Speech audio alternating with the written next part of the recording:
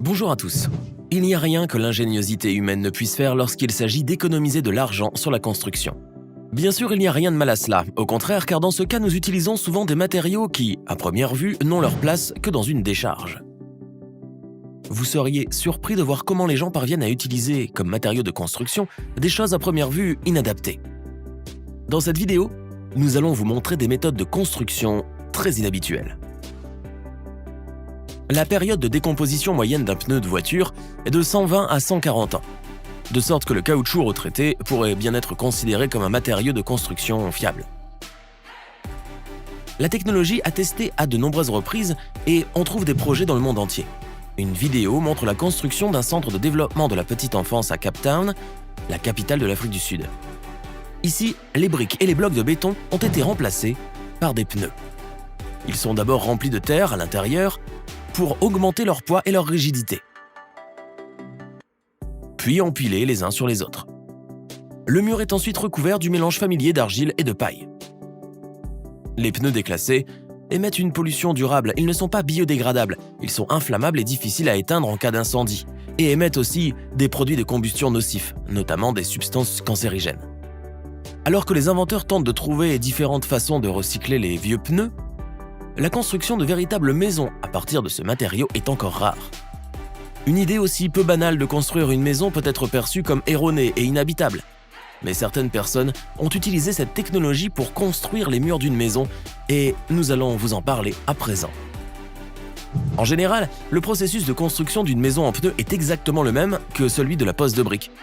Sauf qu'au lieu de briques, l'artisan utilise de vieux pneus de la même taille qu'il a empilés en les attachant. Les fondations ont été réalisées avec les mêmes pneus, après que l'excavation ait été faite à l'endroit où la maison devait se dresser.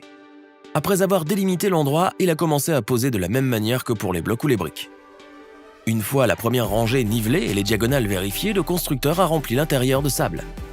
Étant donné qu'il s'agit de pneus, les rangées ont dû être posées de manière circulaire et non à partir des coins comme dans la construction traditionnelle. Malgré le fait que la maison soit créée à partir de matériaux improvisés, le maître a suivi toutes les règles adoptées dans le domaine de la construction. Il a ainsi inséré des renforts dans le mur qui servira plus tard de lien. Compte tenu de la charge considérable exercée sur les ouvertures des portes et des fenêtres, l'expérimentateur a soigneusement renforcé ces parties de la structure avec du ciment. Comme le futur propriétaire de la maison souhaitait avoir des fenêtres sous forme de hublots sur le mur arrière, le cadre de ces derniers était constitué des mêmes pneus, mais placés en travers et bien fixés. Les ouvertures pour les grandes fenêtres ont été réalisées de la même manière que pour la porte, avec un renforcement des joints latéraux. L'homme a fait un mélange d'argile et de sciure de bois pour sceller les creux et a mis des pierres et des briques à l'intérieur. Une fois que les murs ont été élevés à la bonne hauteur, il les a plâtrés des deux côtés. Pour laisser la façade texturée, la couche de plâtre n'était pas très épaisse, mais les murs intérieurs ont été nivelés. Le plafond a été décidé pour être très simple, donc des poutres ont été installées dans une longueur telle qu'on obtient des surplombs des deux côtés de la maison, sur lesquels des feuilles d'ardoise ont été fixées. Après avoir installé les fenêtres et les portes et peint les murs, le propriétaire inventif pourrait passer les soirées d'été dans une maison aussi luxueuse, construite à partir de vieux pneus, et profiter de l'extérieur sur sa propre terrasse. Ce faisant, plus d'1 millier de vieux pneus ont trouvé une nouvelle vie sans finir à la décharge. Que pensez-vous de cette façon d'utiliser du bois de chauffage ordinaire ? Une bûche de bois de chauffage ou cordwood, une méthode de construction connue des hommes depuis le Xe siècle avant Jésus-Christ. Mais qui, malgré son ancienneté, n'a pas perdu de sa pertinence jusqu'à aujourd'hui. Il pourrait très bien être utilisé pour construire un sauna comme l'ont fait ses maîtres bâtisseurs. Dans le processus de construction d'un bâtiment en utilisant seulement 2 types de matériaux. Le premier est un mélange de ciment standard, tandis que le second est constitué de bûches de bois sec ou de bûches débarrassées de leur écorce. La construction du mur rappelle un peu la maçonnerie.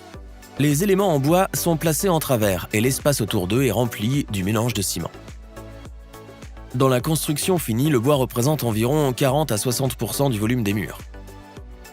Les bords des rondins dépassent de quelques centimètres du mur et le bâtiment a un aspect inhabituel et attrayant.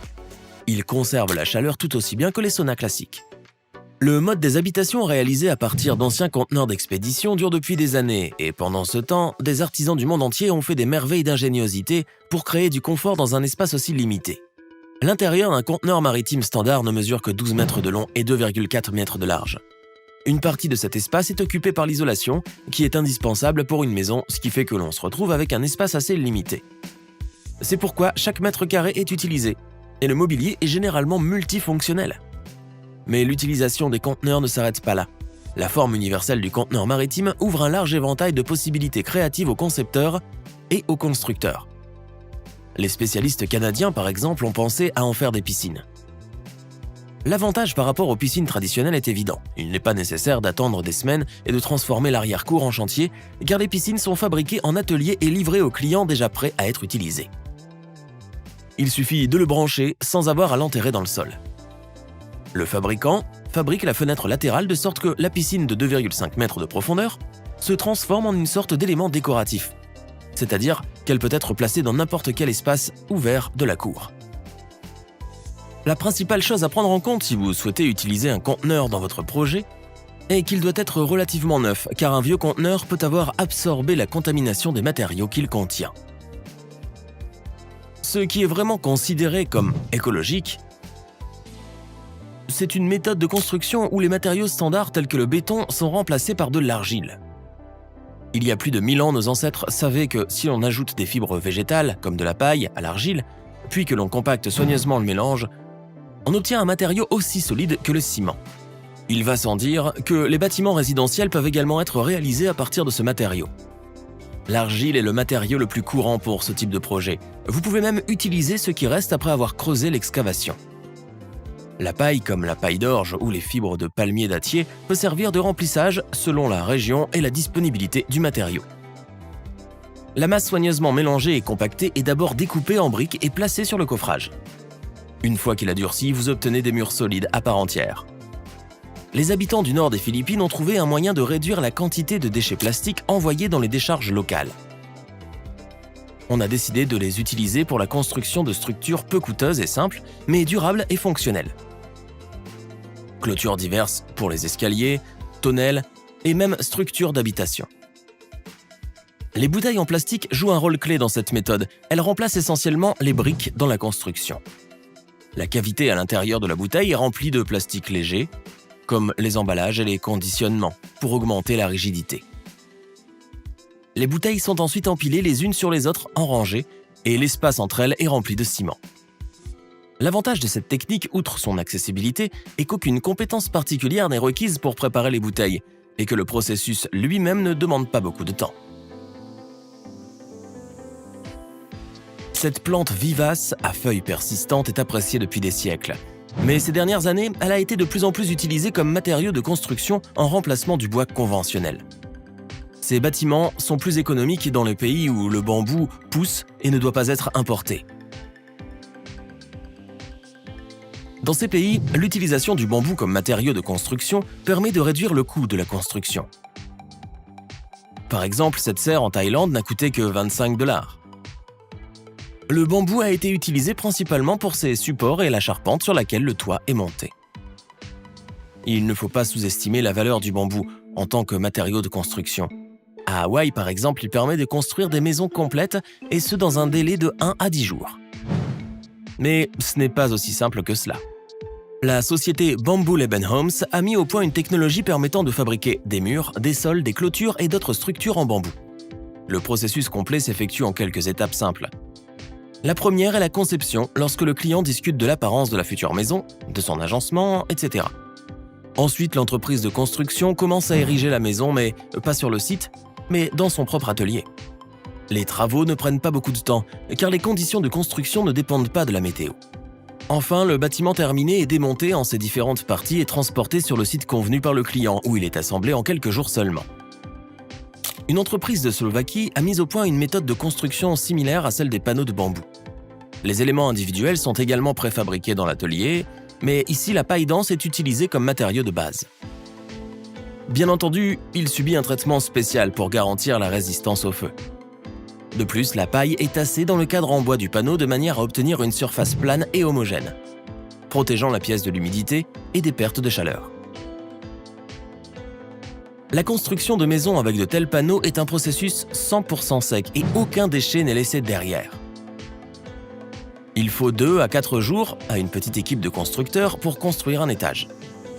Dans une telle maison, les coûts de chauffage surprendront le propriétaire, car il n'y a pratiquement aucune perte de chaleur lorsqu'on utilise la paille comme matériau mural.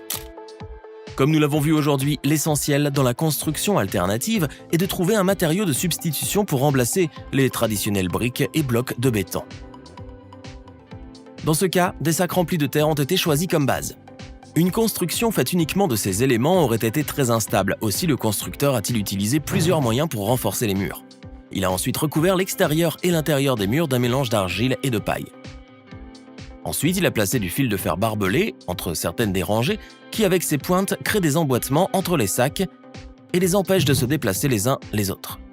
Et troisièmement, après avoir posé presque toutes les couches, le maçon a renforcé les murs avec une armature métallique. Bien sûr, il y a beaucoup de travail à faire pendant la construction d'une telle maison. Mais le coût pratiquement inexistant des murs et des cloisons ne peut que plaire aux propriétaires ingénieux. Ce sera tout pour aujourd'hui, mes amis. Donnez-nous un like si vous trouvez la vidéo intéressante, écrivez un commentaire et à bientôt!